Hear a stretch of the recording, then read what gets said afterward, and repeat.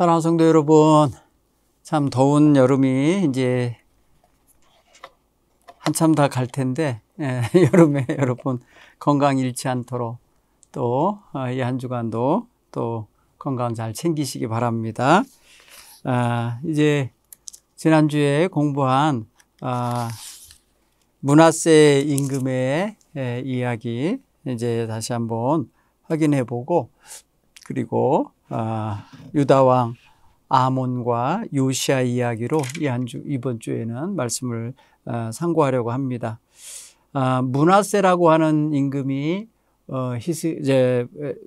히스기야 왕의 생명 연장 받은 그 기간에 태어났었잖아요. 그래서 12살에 예루살렘에서 왕이 돼서 55년간을 다스렸다고 그러는데, 이 왕이 아마 유다왕, 남쪽 유다왕 중에 가장 악한 왕으로 평가를 받고 있는 것 같아요.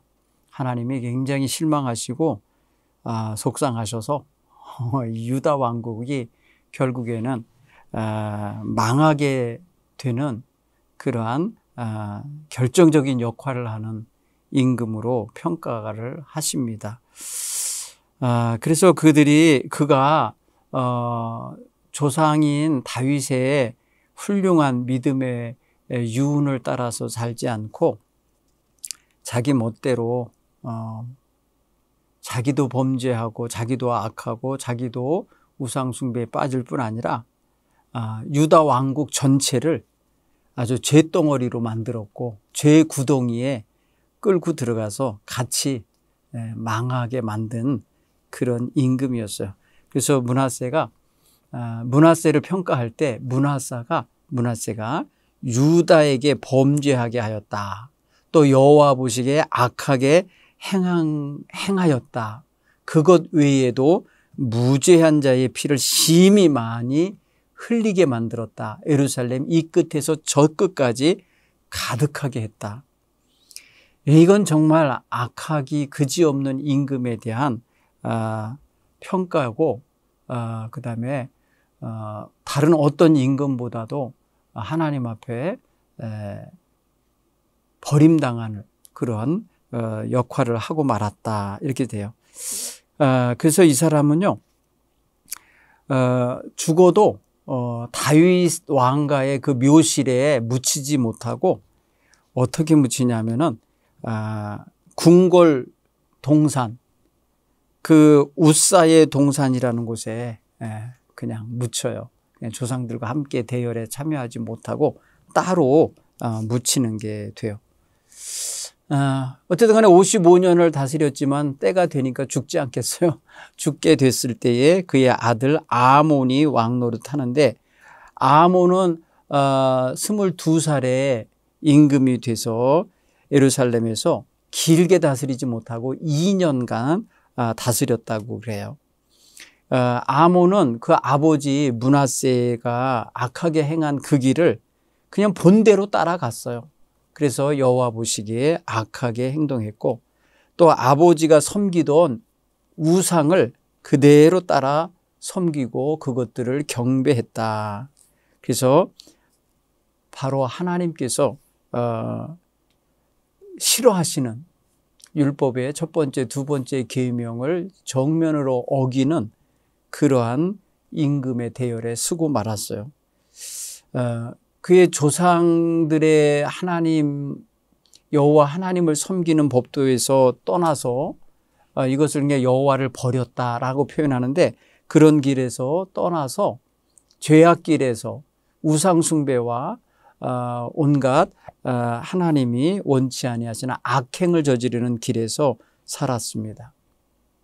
그러게 돼서 그런지 아니면 그것에 대하여 염증을 느꼈는지 그의 신하들이 그를 반역해서 왕궁에서 그를 암살했습니다.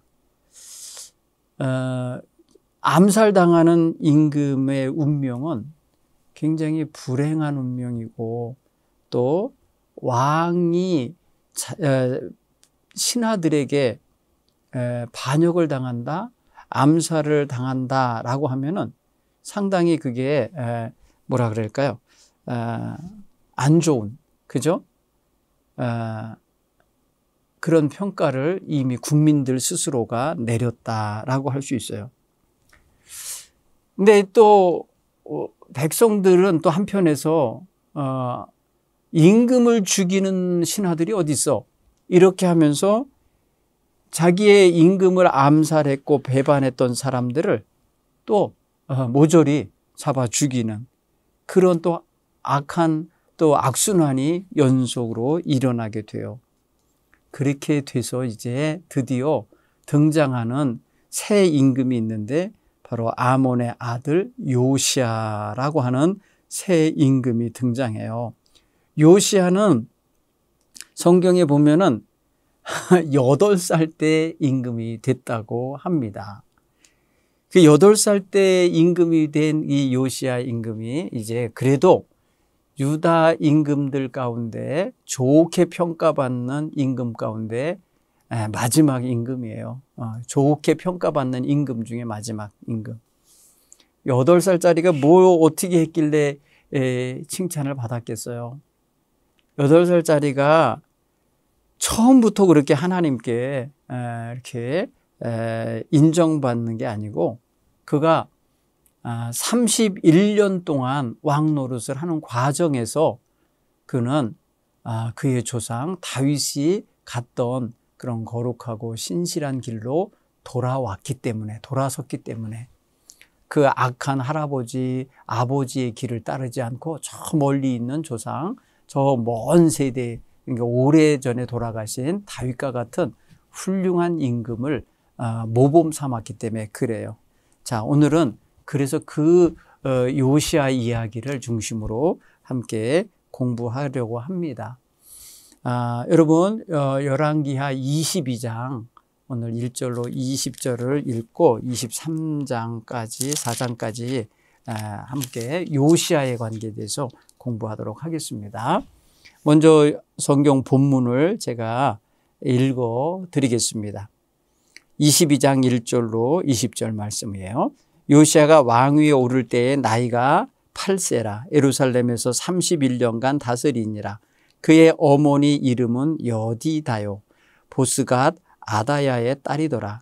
요시야가 여호와 보시기에 정직히 행하여 그의 조상 다윗의 모든 길로 행하고 좌우로 치우치지 아니하였더라. 요시야 왕 18째 해에 왕이 무술람의 손자 아살리야의 아들 서기관 사반을 여호와의 성전에 보내며 이르되 너는 대제사장 hil기야에게 올라가서 백성이 여호와의 성전에 드린 은 곧 문 지킨 자가 수납한 은을 계산하여 여호와의 성전을 맡은 감독자의 손에 넘겨 그들이 여호와의 성전에 있는 작업자에게 주어 성전에 부서진 것을 수리하게 하되 곧 목수와 건축자와 미장이에게 주게 하고 또 제목과 다듬은 돌을 사서 그 성전을 수리하게 하라. 그러나 그들의 손에 맡긴 은을 회개하지 말지니 이는 그들이 진실하게 행함이니라.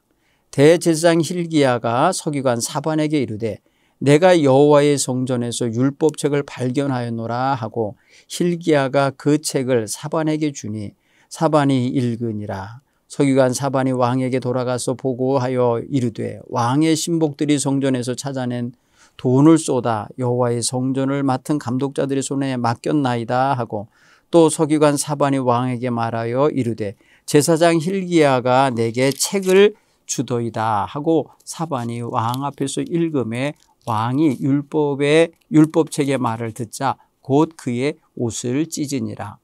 왕이 제사장 hil기야와 사반의 아들 아히감과 미가야의 아들 악볼과 서기관 사반과 왕의 시종 아사야에게 명령하여 이르되 너희는 가서 나와 백성과 온 유다를 위하여 이 발견한 책의 말씀에 대하여 여호와께 물으라. 우리 조상들이 이 책의 말씀을 듣지 아니하며 이 책에 우리를 위하여 기록된 모든 것을 행하지 아니하였으므로 여호와께서 우리에게 내리신 진노가 크도다. 이에 제사장 hil기야와 또 아히감과 악볼과 사반과 아사야가 여선지 훌다에게로 나아가니 그는 할하스의 손자 디과의 아들로서 예복을 주관하는 살룸의 아내라. 예루살렘 둘째 구역에 거주하였더라. 그들이 그와 함께 말하매 훌다가 그들에게 이르되 이스라엘 하나님 여호와의 말씀이 너희는 너희를 내게 보낸 사람에게 말하기를 여호와의 말씀이 내가 이곳과 그 주민에게 재앙을 내리되 곧 유다 왕이 읽은 책의 모든 말대로 하리니 이는 이 백성이 나를 버리고 다른 신에게 분향하며 그들의 손의 모든 행위로 나를 경노하게 하였음이라. 그러므로 내가 이곳을 향하여 내린 진노가 꺼지지 아니하리라 하라 하셨느니라. 너희를 보내 여호와께 묻게 한 유다 왕에게는 너희가 이렇게 말하라. 이스라엘 하나님 여호와가 이같이 말씀하셨느니라. 네가 들은 말들에 대해서는 내가 이곳과 그 주민에게 대하여 빈터가 되고 저주가 되리라 한 말을 네가 듣고 마음이 부드러워져서 여호와 앞 곧 내 앞에서 겸비하여 옷을 찢고 통곡하였으므로 나도 네 말을 들었노라. 여호와가 말하였느니라. 그러므로 보라 내가 너로 너희의 조상들에게 돌아가서 평안히 묘실로 들어가게 하리니 내가 이곳에 내리는 모든 재앙을 내 눈이 보지 못하리라 하셨느니라 하니 사자들이 왕에게 보고하니라. 아멘. 자, 오늘 이 8살 때에 왕이 된 요시야가 18번째 되던 해에 왕이 된 지, 그러니까 이제 아마 나이로는 26살이 됐을 때겠죠. 왕 노릇한 지 18년이 됐을 때에 어느 날 요시야가 자기 눈에 띄었고 자기가 인식했기에 아마 명령을 내렸을 것 같아요. 성전이 지금 허물어져 가고 있다는 걸 알았어요. 성전이 퇴락하고 여러 가지 부서지고 있다는 걸 보고 이제 성전에 백성들이 드나들면서 성전세를 낸 은세겔이 있는데 그것을 다 쏟아다가 성전 맡아 관리하는 자에게 넘겨서 그것을 수리하게 하라고 지시를 한 거예요. 물론 이 모든 일의 총책임자는 대제사장 hil기야라는 사람이에요. hil기야는 하나님께 제사를 집례해야 될 사람인데 사실 그전에는 아마도 온전한 하나님에 대한 예배를 할 수가 없었을 거예요. 왜 그런가 하면은 므낫세라는 왕이 55년 동안 가증한 우상숭배를 앞장서서 섬겼기 때문에 제사장들이 있어봐야 제사장다운 역할을 못했던 거죠. 그러면 이 므낫세의 아들 아몬이라는 임금도 2년 동안 똑같은 짓을 했으니 57년간 그랬다고 생각을 해보세요. 뭐가 됐겠어요? 여러분 57년이면 거의 2세대입니다. 2세대 가까이가 하나님을 예배하지 않았고 하나님의 성전을 찾지 않았고 하나님의 성전을 관리하지 않았다면 그 건물이 낡아지죠. 낡아지게 돼 있고 엉망이 되는 거예요. 자, 그런데 성전을 수리하던 과정 속에서 놀라운 일이 일어나요. 그게 뭐예요? 버려졌거나 숨겨져 있었던 여호와의 성전에서의 율법 발견이에요. 율법책 발견. 아마도 누군가가 다 없애버리라고 했을 때에 그가 아마 숨겨놨을 수도 있어요. 누군지 몰라요. 그러나 하나님의 말씀책이 율법책이 발견됐다고 표현하잖아요. 발견됐다는 소리가 뭐예요? 평소에 사용하던 걸 발견했다고 하진 않아요. 감춰져 있거나 숨겨져 있거나 아니면은 버려져 있거나 아니면 어디 있는 줄도 모르고 방치되어 있었거나 뭐 그런 거 아니겠어요? 그래서 하나님의 성전에서 하나님의 말씀인 율법이 홀대당하고 있었던 거예요. 있으나 마나 했던 거고 누구도 찾아서 읽지 않았고 누구도 그 말씀을 찾아서 공부하지 않았고 또 그것으로 백성을 지도하지 않았다는 뜻이에요. 여러분 이 보면은 느껴지죠? 거의 60년 가까이 그렇게 됐던 거 아닙니까? 에? 그렇게 생각해 보면은 불행한 역사였음을 볼 수 있어요. 하나님의 말씀이 읽혀지지 않았고 전파되지 않았고 가르쳐지지 않았고 전혀 백성들에게 다가가지 않았던 사실을 아는 거예요. 그래서 이 책을 발견한 이 대제사장, 이게 뭔 책이지 하다가 아마 읽어봤겠죠. 읽어보고 나서 이것을 서기관인 사반에게 가져다 줬어요. 서기관은 누구예요? 하나님의 말씀책을 관리하고 복제하고 이렇게 사본을 만들어내고 낡아서 떨어지는 부분들 보수하고 막 이러면서 특별히 관리해주는 그런 역할을 했어요, 서기관들이. 그런데 그에게 가서 보니까, 서기관이 가서 읽어보니까 놀라운 말씀이 그 안에 담겼다라는 것을 아는 거예요. 그래서 그 책을 듣고 난 다음에 가지고 임금에게 갔어요. 요시야 임금에게 가서 이 말씀을 왕 앞에서 읽어줬어요. 낭독을 한 거예요. 우리가 생각하면요, 바로 저는 이제 추측이 되는 게 이제 신명기 쪽을 읽었을 것 같아요. 신명기, 예를 들어서 신명기 어느 한 부분을 읽었다, 28장을 읽었다고 생각해 보면 28장 15절 이하에 보면 너희가 이렇게 하면은 저주를 받을 것이다 뭐 한 게 나오는데, 그들의 현재 역사적인 현실에서 그 짓을 하고 있었고요. 악한 짓을 했고 저주를 받을 역사를 만들어 가고 있었거든요. 그래서 그런지 몰라도요, 요시야 임금이 그 이야기를 듣자마자 말씀을 들을 때에 옷을 찢으며 탄식을 하게 되는 거예요. 지금 우리나라에 임하여 있는 이 모든 진노, 여호와 하나님께서 우리에게 내리신 이 모든 진노는 여기 기록된 말씀대로 우리 조상들이 살지 못했기 때문이다. 여기 우리를 위해 기록된 말씀을 우리가 지키지 않아서 결국에는 이런 진노를 당하는 것이다, 이렇게 여기고요, 너무너무 탄식하며 회개하는 마음을 품게 됐어요. 그리고 이 마음을 품고 난 다음에 예루살렘 둘째 구역에 거주하고 있었던 선지자에게 보냈어요. 여선지자. 당시에 여선지자 훌다라는 여인이 있었는데 여자이면서 하나님의 말씀을 전해주는 그런 선지자였던 것 같아요. 그 여인에게 가서 이러이러한 일이 있었노라고 말하면서 그 책에 대하여 말하니까 이 여인이 말합니다. 나에게 너희를 보낸 사람에게 말해라 하면서 이 여호와의 말씀이 내가 이곳과 이곳 주민들에게 재앙을 내린다. 그 이곳이라는 게 바로 예루살렘이에요. 예루살렘과 예루살렘 백성들에게 재앙을 내릴 것이다. 이 책에 기록된 대로 내가 다 할 거다. 왜냐하면은 이 백성이 나를 버리고 다른 신에게 분향하고 그들의 손이 모든 행위가 나를 경노하게 하는 악행이었다라는 거예요. 내가 그래서 진노를 내리되 꺼지지 않는 진노를 내가 내릴 거다 하면서 오늘 15, 16, 17절에 그 훌다 선지자를 통해서 하나님이 하실 이야기를 말씀해 줘요.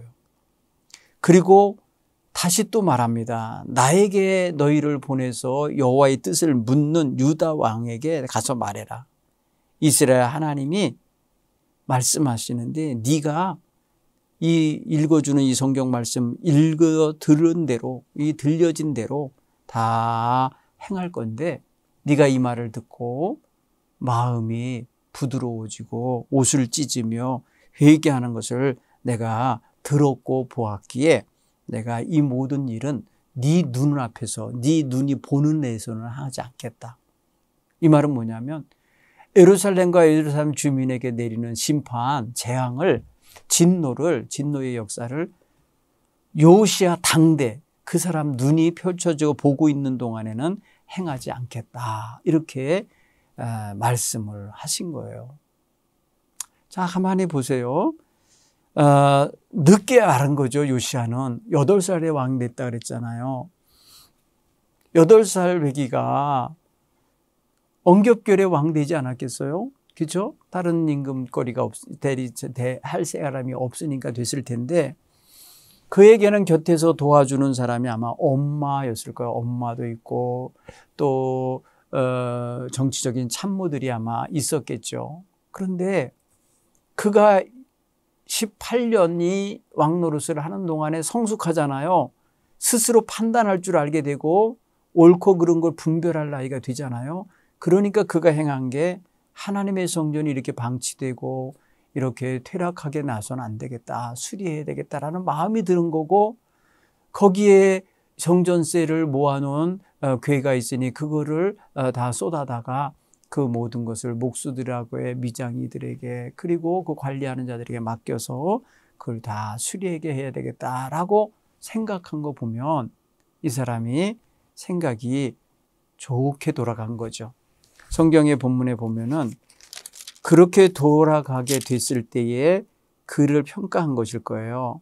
2절에 요시야가 여호와 보시기에 정직히 행하여 그의 조상 다윗의 모든 길로 행하고 좌우로 치우치지 아니하였더라. 이런 게 22장 2절에 요시야에게 대한 이 평가는, 그래서 요시야가 26살에 행동하고 있는 이런 것과 아주 일맥상통하는 일인 거예요. 여호와 앞에 정직히 행하고 그의 조상 다윗의 길로 행하는 태도예요, 이게. 물론 다윗 때는 성전이 없었지만은 지금 여호와 하나님을 영화롭게 하고 여호와 하나님의 말씀대로 살았던 조상 다윗의 모습을 본받으려고 했었을 게 분명히 증거되고 있잖아요. 그러다 보니까 이 사람의 삶이 좋게 평가받게 되는 거예요. 하나님의 말씀을 듣고 난 다음에 가슴이 아프고 우리와 우리 조상들의 죄가 결국에는 이런 진노를 자초하게 됐구나 하면서 회개하는 심정을 가지고 옷을 찢으며 탄식한 거 아니겠습니까?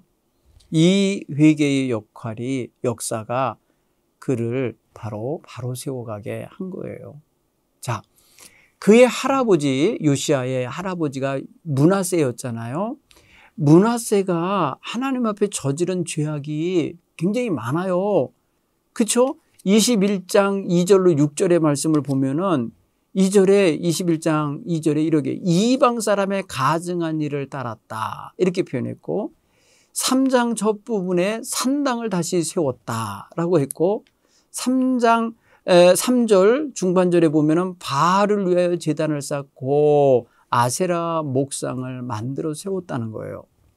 그리고 그 뒷부분에 보면 하늘의 일월 성신을 경배하고 섬겼다. 이게 다 뭐예요? 산당, 바알 우상 제단, 아세라 목상, 하늘의 일월 성신 경배, 다 우상 숭배죠.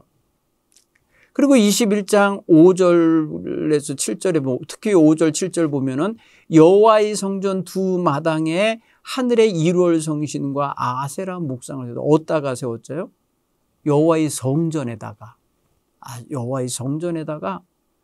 하늘의 일월 성신 별과 해와 달과 뭐 이런 것들을 형상을 만들어 세웠고, 아세라 목상, 곧 뭐예요? 아세라 목상은 땅의 신 여신이에요. 대지의 여신상을 만들어 놓은 거예요. 아주 지저분한 우상이에요. 제가 가보니까.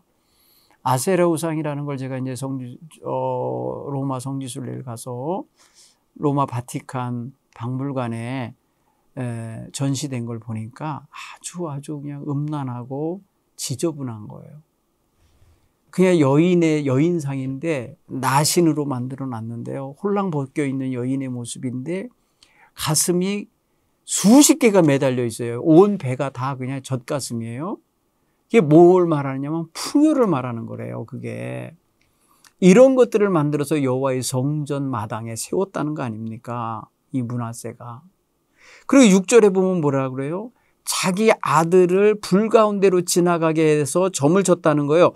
불 가운데로 지나가서 점을 치게 하는 게 이게 인신제사 형태의 모압 종교의 한 모습을, 모압의 우상 숭배하는 모습을 따라서 그 행위를 하는 거예요. 그리고 6절 하반절에 보면 뭐예요? 사수를 행하며 신접한 자, 박수, 무당 같은 자들을 신임했다. 다 제거하게 될 대상인데 신임했다는 소리는 뭐예요? 곁에 두고 그들을 자기의 정치 참모나 저기로 했다는 뜻 아니겠어요? 이게 바로 요시야의 할아버지요 아버지가 행한 죄의 제목들이에요.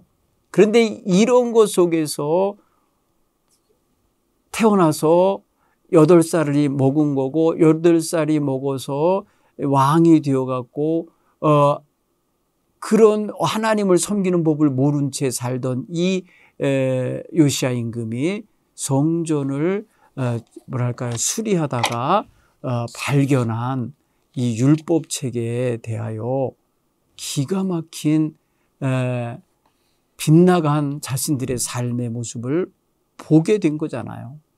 그래서 이 모든 것들에 대하여 다시금 원상복구시키는 작업을 이제 23장에 가면은 이제 단행하게 돼요. 종교개혁이에요. 자, 근데 종교개혁 하기 전에 지금 우리 뭐랄까요 요시야가 나이를 이제 점점 철들어가고 왕 노릇을 제대로 하고 그러면서 이제 어느 정도 국가 행정도 뭐 장악했겠고 뭐 다 보다가 보니까 종교적으로 너무나 지금 하나님의 성전이 홀대당하고 무관심하고 대충 되었다라는 걸 알고 아마도 이것을 정직 하나님 앞에 바로 세워야 되겠다 하면서 하지 않았을까 싶어요. 이제는 우리가 요시야에 대하여는 우리가 좀 더 읽고 이제 분석을 해야 되겠지만요. 요시야는요, 열왕기상 13장 2절에 보면은 그런 임금이 태어날 거라고 하는 예언이 있었던 아들이에요. 이 사람은요. 자, 제가 한번 그곳에 찾아가서 한번 읽어 드릴게요. 요 열왕기상 여러분도 한번 성경을 찾아서 가보세요. 열왕기상 13장 2절에 이래요. 하나님의 사람이 제단을 향하여 여호와의 말씀으로 외쳐 이르되 제단아 제단아 여호와께서 이와 같이 말씀하시기를 다윗의 집에 요시야라 이름하는 아들을 낳으리니 그가 내 위에 분향하는 산당 제사장들을 내 위에서 제물로 바칠 것이요 또 사람의 뼈를 내 위에서 사르리라 하셨느니라 하고 이렇게 표현해서 여기 보면은 다윗의 집에 요시야라고 하는 이름하는 아들이 낳아질 건데 그가 태어나서 그가 이제 이 우상의 제단을 다 파괴하게 될 날이 올 거다.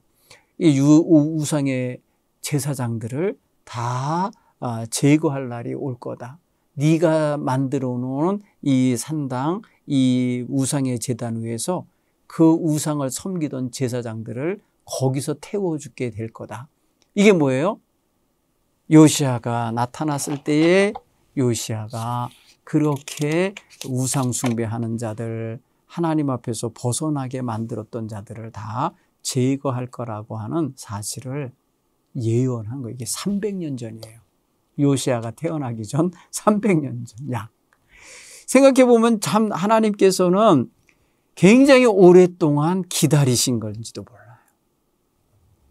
이 요시야가 8살이 되어서 왕이 되기까지 급히 올리시는 걸 보니까 너무 급하신 것 같아요. 끝까지 갈 때까지 간 모습을 보고 견디시지 못하신 것 같아요. 오늘 어쨌든 간에 이 얘기를 들어보면은 요시야가 여호와 보시기에 정직히 행하고 다윗의 길로 행했고 좌우나 우로 치우치지 않았다는 말은 무엇을 기준으로 좌로 우로나 치우치지 않았다는 소리냐면 그가 발견한 이제 하나님의 말씀의 책, 거기서 말하는 율법을 따라서 잘 지켰다라는 그런 의미가 담겨 있는 거예요. 그래서 율법 준수를 잘한 임금에 대해서 성경 열왕기상 하에서는 정말 긍정적인 평가를 받는 그런 기준이 돼요. 특히 요시야 같은 사람은 율법을 준수하여 좌로나 우로나 치우치지 않았다는 이러한 평가를 받는 긍정적인 평가를 받는 왕이라고요. 다른 임금들은요, 정직히 행했다, 보시기에 뭐 옳게 했다, 뭐 그랬지만은 산당을 제거하지 않았다라는 토가 달아요. 산당은 그대로 두었다라는 그런 말들을 말해요. 그런데 요시야에 대해서는 산당을 제거하지 않았다라는 말이 없어요. 결국 뭐예요? 산당을 제거했기 때문에 그래요. 여러분 그거에 대한 거는 이제 23장 제가 다시 읽으면서 말씀드릴게요. 그 속에 담겨 있어요. 정말 요시야는 여호와의 말씀을 발견하고 고지곳대로 그대로 행동합니다. 그래서 그대로 그 율법에 말씀한 대로 산당이 있게 하지 않아요. 그런가 하면은 뭐예요? 아세라 목상, 그 다음에 그 바알 우상 다 제거하게 되는 거예요. 그런 이야기들을 한번 더 읽어보게요. 네. 자, 23장에 보니까 그래요. 왕이 보내 유다와 예루살렘의 모든 장로들을 자기에게로 모으고 이에 왕이 여호와의 성전에 올라가매 유다 모든 사람과 예루살렘 주민과 제사장들과 선지자들과 모든 백성이 노소를 막론하고 다 왕과 함께 한지라. 왕이 여호와의 성전 안에서 발견한 언약책의 모든 말씀을 읽어 무리들 귀에 들리니 왕이 제단 위에 서서 여호와 앞에서 언약을 세우되 마음을 다하고 뜻을 다하여 여호와께 순종하고 그 계명과 법도와 율례를 지켜 이 책에 기록된 이 언약의 말씀을 이루게 하리라 하매 백성들이 다 그 언약을 따르기로 하니라. 보세요. 1절로 4절, 3절에 보니까 요시야가 그 하나님 말씀 발견하고 가슴이 아프고 찢어지는 그런 회개의 심정을 가지고 지금 보여요. 백성의 지도자들을 다 자기에게 불러 모았고 백성들까지도 오게 해서 남녀노소 다 불러 모은 거예요. 그리고 그들 앞에 발견한 그 율법책을 읽어주게 했어요. 자, 생각해 보세요. 온 백성이 처음 듣는 말씀일 거예요. 그렇죠? 온 백성이 이 말씀을 다 듣고 막 귀가 쟁쟁 울렸을 거예요. 가슴에 막 두근두근 했을 거예요. 야, 이게 지금 우리가 하나님 말씀대로 전혀 살지 못했구나라는 걸 알았을 거예요. 그리고 왕이 의지를 밝혀요. 뭐라고 그랬냐면 여호와 앞에서 언약을 세우되 마음을 다하고 뜻을 다하여 여호와께 순종하고 그 계명과 법도와 율례를 지켜 이 책에 기록된 대로 다 이루리라 이렇게 선포를 하니까 이 말씀대로 할 거다 이렇게 말하니까 백성들이 다 따르기로 언약을 했다는 거예요. 자, 분위기가 어떻습니까? 종교 개혁이 일어나는 것을 왕을 비롯하여 신하들과 지도자들 그리고 뭐예요? 백성들까지 다 함께 동의했다는 거예요. 그래서 요시야가 한 거 보세요. 왕이 제사장, 대제사장 hilge와 모든 부제사장들과 문 지키는 자들에게 명령하여 바알과 아세라와 하늘의 1월 성신을 위하여 만든 모든 그릇들을 여호와의 성전에서 내다가 예루살렘 바깥 기드론 밭에서 불사르고 그것들의 재를 베델로 가져가게 하고 아까 베델에 대해서 예언 나왔잖아요. 300년 전 예언. 옛적 유다 왕들이 세워 유다 모든 성읍과 예루살렘 주위의 산당들에서 분향하여 우상을 섬기게 한 제사장들을 폐하며 또 바알과 해와 달과 별대와 하늘의 모든 별에게 분향하던 자들을 폐하고 이 제사장들 다 폐위시킨 거예요. 그 위치에서 다 내려나게 하고 여호와의 성전에서 아세라 상을 내다가 예루살렘 바깥 기드론 시내에 가져다가 거기서 불사르고 빻아서 가루를 만들어 그 가루를 평민의 묘지에 뿌리고 또 여호와의 성전에서 남창의 집을 헐었으니 그곳은 여인이 아세라를 위하여 휘장을 짜는 처소였더라. 또 유다 각 성읍에서 모든 제사장을 불러오고 또 제사장이 분향하던 산당을 게바에서부터 부엘세바까지 더럽게 하고 그러니까 그들이 섬기던 산당을 아주 모욕하고 더럽게 만드는 거예요. 이거 버린다는 뜻이에요. 파괴한다는 뜻이에요. 또 성문의 산당들을 헐어 버렸으니 이 산당들은 그 성읍의 지도자 여호수아의 대문 어귀 곧 성문 왼쪽에 있었더라. 산당들의 제사장들은 예루살렘 여호와의 제단에 올라가지 못하고 다만 그의 형제 중에서 무교병을 먹을 뿐이었더라.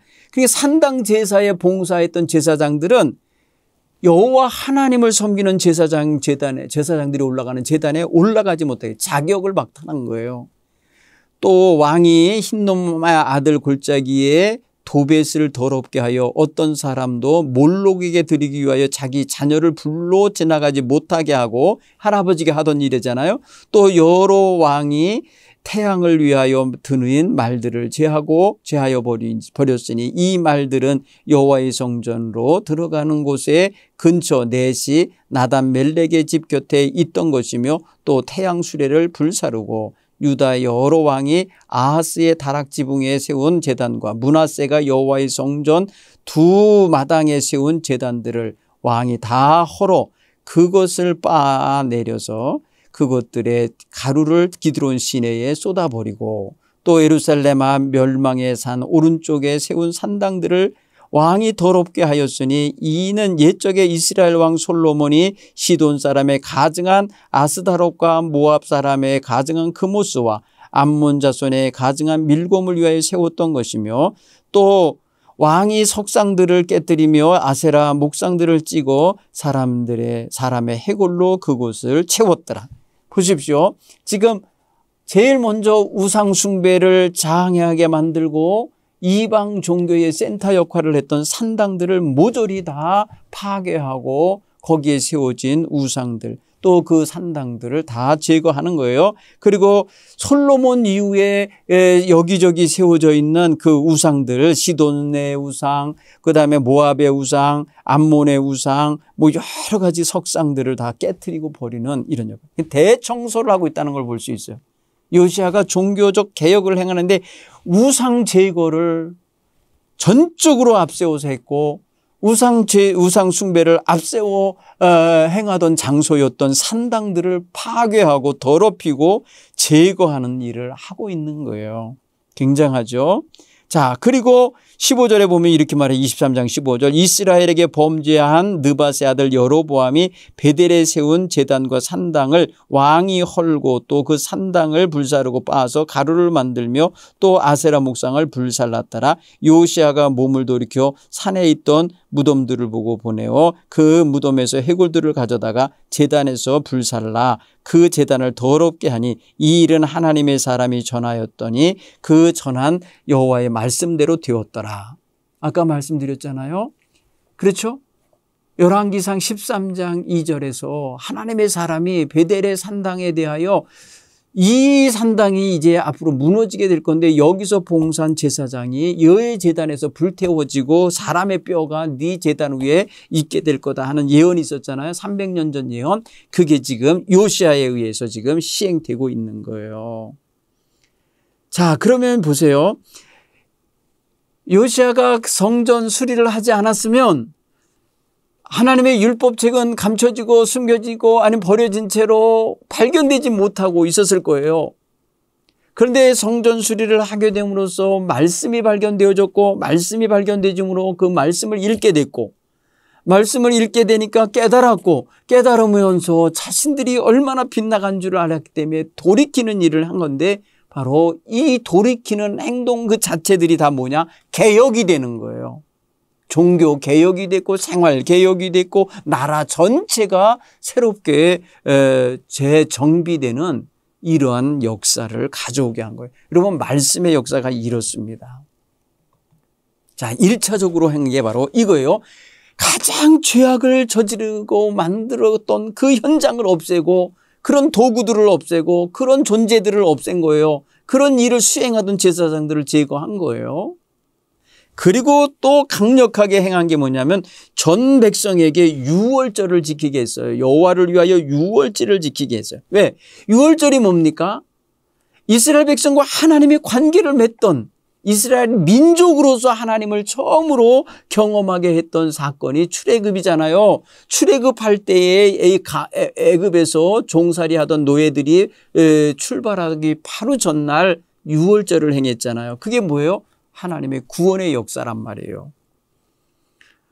애굽의 모든 장자들 초태생들을 다 죽이던 그 밤에 이스라엘의 초태생들과 장자들 다 살려주시고 구원해 내셨고 그리고 나서 그들을 애굽에서부터 전체를 다 구원해내는 출애굽의 역사가 있었던 때 그때 처음 행한 식사 모임 그리고 하나님과의 관계 형성이 바로 유월절이라고 하는 이러한 놀라운 행사를 통해서 했단 말이에요. 그래서 이스라엘 백성이 대대로 지키라고 했었는 건데 대대로 지키기는커녕 하나님의 율법책도 집어던지고 들쳐도 안 보고 그러고 있었던 이 역사 때문에 유월절이 한참 동안 없었다는 뜻이죠. 그러니까 유월절을 지키게 했습니다. 오늘 성경 본문에 보면 23장 22절에 사사가 이스라엘을 다스린 시대부터 이스라엘 여러 왕의 시대와 유다 여러 왕의 시대에 이렇게 유월절을 지킨 일이 없었다는 거예요. 그럼 무슨 소리예요? 이스라엘의 왕들이 유월절 행사를 이 요시야가 지키는 것처럼 대대적으로 전 국민이 함께 참여하여서 지킨 일이 없었다는 거예요. 결국 뭐예요? 하나님과의 관계 속에서 이 절기 중에 최고의 절기인 유월절이 그렇게 강조되지도 않았고 백성들의 마음속에 깊이 인식되지도 못하게 살았던 모양이에요. 근데 요시야가 아마도 그 이전에 어떤 임금들 때보다 유월절을 크게 온전히 지켰다는 거예요. 이게 요시야 왕이 18왕 된 지 18년이 됐을 때 예루살렘에서 이렇게 했다는 거예요. 자, 보세요. 이 해가 굉장히 중요한 해예요. 요시야 임금이 8살의 임금이 돼서 18번째 되는 해. 그러니까 26살이 되던 그 해에 성전 수리를 하는 큰 일을 했죠. 율법책을 발견하게 됐죠. 율법책을 읽고 깨닫고 그대로 개혁을 했죠. 이게 바로 놀라운 요시야의 종교개혁의 시작과 과정과 결과라는 거예요. 자, 그리고 요시야가 이제 어떤 개혁을 추가로 하느냐면 23장 24절에 보니까 요시야가 또 유다 땅과 예루살렘에서 보이는 신접한 자 점쟁이 드라빔과 우상과 모든 가증한 걸 다 제거하였으니 이는 대제사장 hil기야가 여호와의 성전에서 발견한 책에 기록된 대로 율법의 말씀을 이루려 함이라. 여기 보니까 뭐예요? 그의 할아버지가 저지른 죄 가운데 하나가 뭐예요? 박수, 무당들, 점쟁이들, 이 사수를 행하는 자들을 뭐 했어요? 우대하고 그들을 곁에 두고 이렇게 사용하던 것들을 지금 요시야는 다 그들을 신접한 자, 점쟁이들, 드라빔을 섬기는 자들, 가증한 짓을 하는 자들을 다 제거하였으니 이랬어요. 결국 뭐예요? 미신 섬기던 것들 다 없앤 거예요.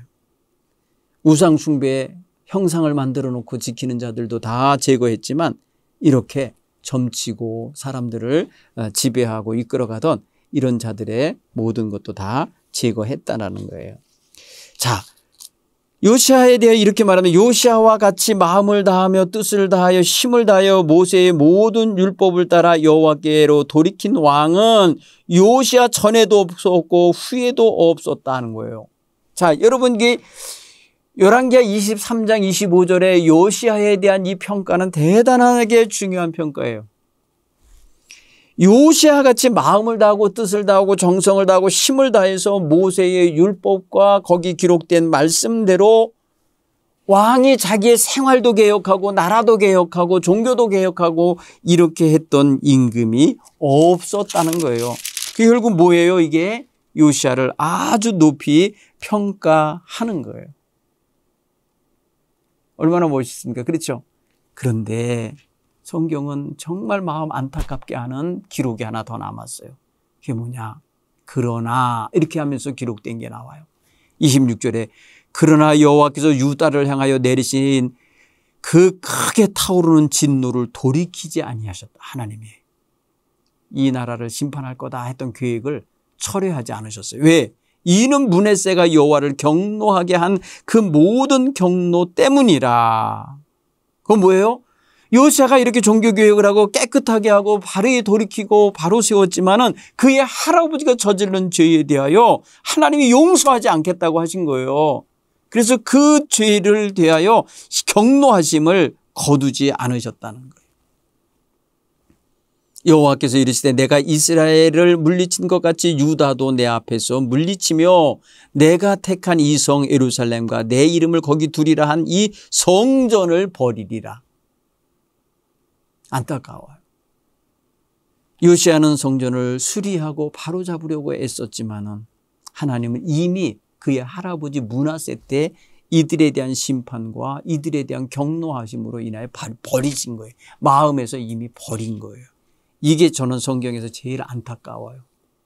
이 부분이 열왕기하 23장 26절 27절 요 부분이 요시야의 그렇게 31년 동안 수고하고 애썼음에도 불구하고 하나님의 용서가 그 백성에게 주어지지 않았다는 사실이 너무너무 안타깝고 속상해. 그게 뭐예요? 때가 늦은 것 같은 느낌이 들어요. 결국은 요시야도 이렇게 행하다가 그만 애굽 왕 바로 느고라는 자가 군대를 이끌고 저 북쪽 아수르를 치려고 덤벼 올라올 때에 요시야가 그 가는 길을 가로막는 바람에 요시야가 안 해도 되는 전쟁을 치르러 나가는 바람에 무기또라는 곳에서 그만 애굽 왕 느고의 군대에 의해서 죽임당하고 말아요. 39살에. 저는 이것도 아쉬워요. 요시야가 왜 지네들끼리 싸울 전쟁을 그냥 내버려 두지 그걸 왜 중간에 끼어들어서 그걸 좀 가서 막아보려고 그거 우리 땅 못 지나가게 하겠다고 아마 했을 거예요. 왜냐하면 남쪽에 있는 애굽 왕이 북쪽에 있는 아수르를 치러 가려면 그 중간에 있는 요시야의 나라를 밟고 지나가야 되거든요. 여러분, 그런데 오늘 이 이스라엘 땅 요시야 임금도 남쪽 애굽에서 북쪽 아수르를 치러 가는 이 바로 왕 느고가 자기 땅을 짓밟고 지나갈 것을 막으려고 하다가 그만 전쟁터에서 39살이라는 아까운 나이에 죽어요. 그래서 그 죽은 것 때문에 그는 그냥 수레에 실려와서 장사를 지내게 됩니다.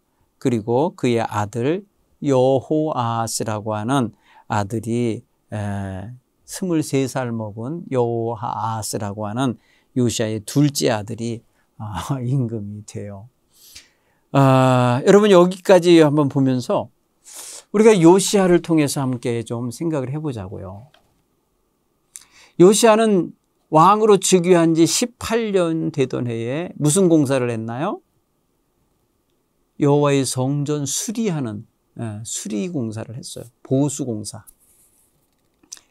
그때 공사하는 모습을 보니까 뭐 새로 짓는 게 아니고 퇴락한 부분, 낡은 부분들을 목수들, 미장이들, 그다음에 무슨 석공들 데려다가 하고 또 잘 다듬어진 돌들 사다가 꿰어 맞춘 거잖아요.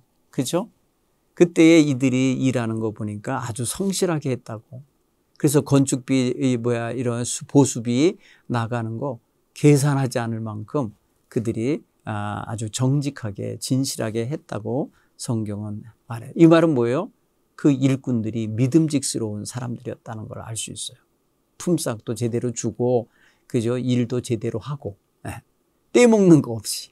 그러게 너무 좋은 거죠. 자, 또 제사장들이 성전을 보수하는 과정에서 뭘 발견하나요? 수십 년 동안 숨겨져 있었는지 버려져 있었는지 감춰져 있었는지 사람들 눈에 띄지 않던 율법책이 발견된 거예요. 아마도 이 틈바구니에다 누가 살짝 보존하기 위해서 끼워놨을 것 같아요. 감춰놓은 것 같은 느낌이 들어요. 왜? 다 우상 숭배를 하면 다 제거하고 없애는 판국이니까 누군가가 뜻있는 분이 누군가가 후대라도 발견했으면 좋겠다 해갖고 아마 어딘가 숨겨놨었던 것 같아요.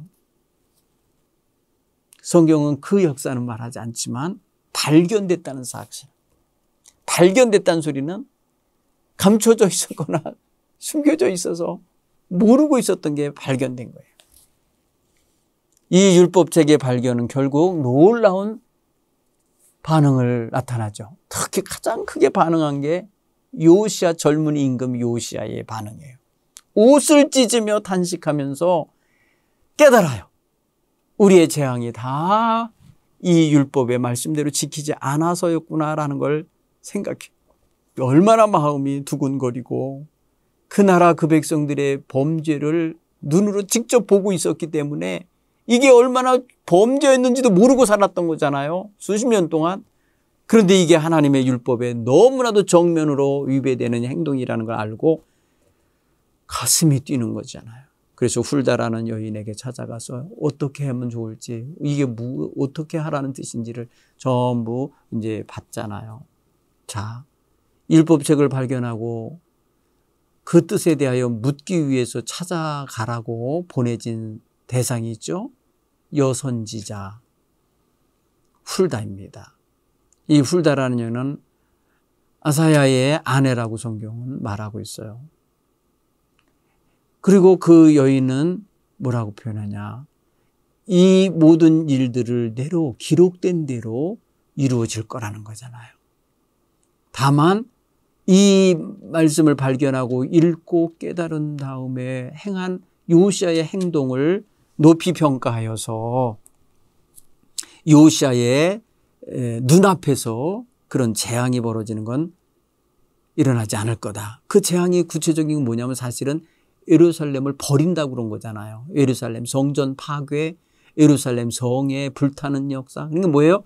전쟁으로 망하게 되는, 나라 망하는 꼴은 요시야 왕으로 하여금 보지 않게 하겠다. 이렇게 말했어요. 이거는 또 하나의 요시야에 대한 배려이기도 하고, 요시야가 잘했기 때문에 하나님이 진노를 유보한 것일 수 있다. 이렇게 생각이 되죠. 유보죠. 사실 하나님의 진노가 조금 늦게 오는 거죠. 왜? 요시야의 31년 다스리는 기간을 지나서 하시려고 하기 때문에 그래요. 자, 그 다음에 여러분 또 잘 경험해봐서 알지요? 읽어서 알지요? 요시야가 그 말씀대로 이제 행한 행동을 보면 뭐예요? 이방 우상을 섬기는 제단들, 산당들을 다 제거했다는 거예요. 그리고 그 산당 제사와 우상 숭배에 앞장섰던 제사장들 다 보직 해임시키고 제거한 거예요. 그리고 제사장 가문의 자손들도 역시 산당에 올라갔던 제사장들은 제단에 올라가지 못하도록, 여호와의 제단에 올라가지 못하게 자격 박탈을 했다는 거예요. 다만 형제들이 가져다 주는 떡이나 얻어먹고 사는 말 그대로 정말 제사장답지 못한 위치에 있게 했다는 거예요. 그리고 우상 숭배를 하는 방식 가운데 자식을 불로 지나가게 하며 점치는 거, 몰록 제사 드리는 거 다 없앴고 1월 성신 형상들, 아세라 우상 형상들 다 제거했어요. 그리고 므낫세 임금 요시야의 할아버지 때부터 만든 것만이 아니라 솔로몬 당시 때부터 그 나라에 여기저기 자리 잡혀 있는 우상 숭배 제단들을 다 제거하고 부서뜨리고 그것을 위해 일했던 자들을 다 제거했다라는 거죠. 그래서 다 빻아서 불에 태워서 재가 되게 해서 그렇게 해서 기드론 골짜기에 갖다 뿌려버렸고 평민의 무덤가에 뿌려버렸다. 이렇게 말합니다. 그리고 또한 유월절을 지키게 했다 그랬죠. 여러분 놀라운 구원의 역사를 체험하게 한 게 바로 유월절이, 체험하는 게 유월절인데 유월절 행사를 대대적으로 행하게 했다는 거예요. 그래서 가장 중요한 하나님과의 관계를 다시금 회복하고 고백하게 했다라고 했고, 요시야 같은 임금이 전에도 없었고 그 이후에도 없었다고 할 만큼 기가 막히게 하나님께 향하여 가는 열정을 보였다. 여호와의 율법을 준수하는 데 힘을 썼다라고 했습니다. 사랑하는 성도 여러분, 이제 이 말씀을 우리의 삶 속에 한번 적용해 보자고요. 여러분, 우리가 하나님의 말씀을 발견하고 하나님의 말씀대로 살아가려고 좌우로 치우치지 않으려고 이렇게 행하는 건 정말 이상적인 성도의 모습입니다. 행여라도 여러분, 바른 삶의 길이 아닌 빗나간 삶을 살고 있다면 돌이키셔야 돼요. 내가 지금 빗나간 삶을 살고 있구나라고 깨달아지게 하시는 말씀을 받으면 그 말씀이 조금 아프게 들려도 조금 제 자존심이 상하게 들려도 받아들이셔야 돼요. 아멘. 여러분, 그래야 고쳐집니다. 그래야 끊습니다. 그래야 하나님 앞으로 돌이킬 수 있고 죄악의 길에서 떠날 수 있습니다. 그래야 그리스도인의 정체성을 회복할 수 있고 그래야 하나님 백성다워질 수 있습니다. 그래야 세상 죄악을 저지르는 사람들과 구별되고 우상 숭배하는 사람들과 구별될 수 있습니다. 한번 생각해 보세요. 오늘 적용해 보는 가운데 요시야 임금을 생각해 보세요. 요시야가 율법책을 발견했다고 하는 보고를 받고 그래 그 무슨 말씀이 들어있나 좀 읽어봐라 하고 읽어졌을 때에 그 말씀을 들으면서 어떻게 했어요? 마음이 괴로웠다는 거예요. 근심스럽고 근신하게 되는 자세를 갖게 됐다는 거예요. 이건 뭐예요? 깨달은 거예요. 말씀을 들으면 여러분 깨달아야 돼요. 한 귀로 듣고 한 귀로 흘려버리지면 안 돼요. 하나님의 말씀에 영양분이 있어요. 나를 자라게 하는 영양분이 있고 하나님의 말씀에 나를 전지작업하듯이 나를 다듬는 칼날 같은 아프게 하는 그런 강력한 힘도 있어요. 나에게 더럽고 추한 것을 깨트리고 씻어내는 하나님의 놀라운 역사를 일으키는 그러한 내용도 들어있어요. 그런 면에 있어서 하나님 말씀을 받는 자세 때로는 감사하게 기쁘게도 받고요. 때로는 여러분 뭐예요? 굉장히 괴로워하면서 슬퍼하면서도 받을 수 있으셔야 될 거예요. 하나님께서 하시는 일이라면 우리는 능히 다 할 수 있으셔야 되는데 하나님께서 무엇을 말씀하시든지 들을 수 있고 하나님께서 무엇을 명령하시든지 순종할 수 있는 이러한 성도들이 되셨으면 좋겠어요. 또 요시야가 종교개혁을 단행하잖아요. 종교개혁을 단행할 때 왕이라고 일방적으로 명령한 게 아니라 백성들을 다 자기 앞으로 모으는데 먼저 모든 장로들을 불러 모았다. 장로들이 뭐예요? 각 지파의 대표들일 수 있고 각 시족들의 대표일 수 있어요. 어른들이에요. 그들 다 불러 모았고 예루살렘 주민들과 유다 백성들, 제사장들, 서기관들 그리고 남녀노소 막론하고 다 임금과 함께 한자리에서 하나님의 성전 안에서 발견한 율법책을 다 읽고 자기가 가슴앓이 했던 그 가슴앓이를 온 무리와 함께 나눈 거예요. 공유. 여러분 하나님의 말씀을 나 혼자 읽고 그냥 덮어놓는 게 아니라 함께 그 말씀을 공유했다는 게 잘한 거예요. 오늘날 같이 성경이 각자마다 손에 들려 있는 게 아니고 각자마다 집에 있는 게 아니기 때문에 당시에는 이렇게 하나님의 말씀을 누군가가 서기관이나 이런 사람이 낭독을 했단 말이에요. 그러면 다 들으면서 그 말씀을 아멘으로 받아 먹었던 거죠. 그래서 그 아멘하는 자세가 바로 뭐였냐? 마음을 다하고 뜻을 다하고 여호와께 순종하자. 그래서 여호와의 율법책에 기록된 계명과 법도와 율례대로 우리가 지켜 행하자.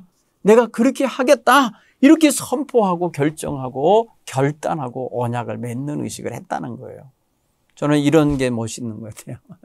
여러분 우리가 주일날 한자리에서 한 목회자를 통해서 한 말씀을 함께 상고하게 되잖아요. 그때에 아멘 하면서 함께 결단할 때에 하나님은 그들을 통해서 놀라운 영광을 받으시는 줄 믿습니다. 하나님께서 그렇게 하시는 거예요.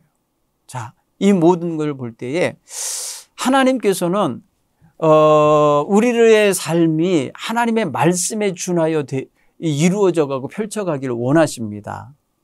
그런 뜻에서 우리가 이번 한 주간 내 삶을 점검하면서 내가 정말 하나님의 말씀대로 최선을 다하여서 살아가고 있는지 점검해 볼 수 있기를 바랍니다. 요시야가 하나님 말씀을 발견하고 읽고 깨닫고 단행한 이 종교개혁, 이 종교개혁을 우리도 우리의 신앙개혁으로 승화시키고 발전시켜 갈 수 있는 지혜가 있었으면 좋겠어요. 우리 곁에도 이런 일을 할 수 있도록 도와주는 분들 있잖아요. 목회자도 있고 속회 지도자도 있고 또 선교의 임원들도 있고 서로 신앙의 멘토들이 있잖아요. 이분들과 함께 여러분 자기를 돌아보고 자기 신앙생활을 바로 세워나가는데 유익하도록 도움을 받으시기 바랍니다. 자, 이번 한 주간도 신앙생활 하는데 부족한 것이 무엇이 있었고 또 내가 한다고 하지만은 제대로 못하는 것은 또 무엇이 있고 내가 간다고 가지만은 잘못된 방향으로 가고 있는 건 아닌가 점검해 볼 수 있는 그런 신앙의 자세가 있기를 간절히 축원합니다. 한 주간도 잘 지내시기 바랍니다. 감사합니다.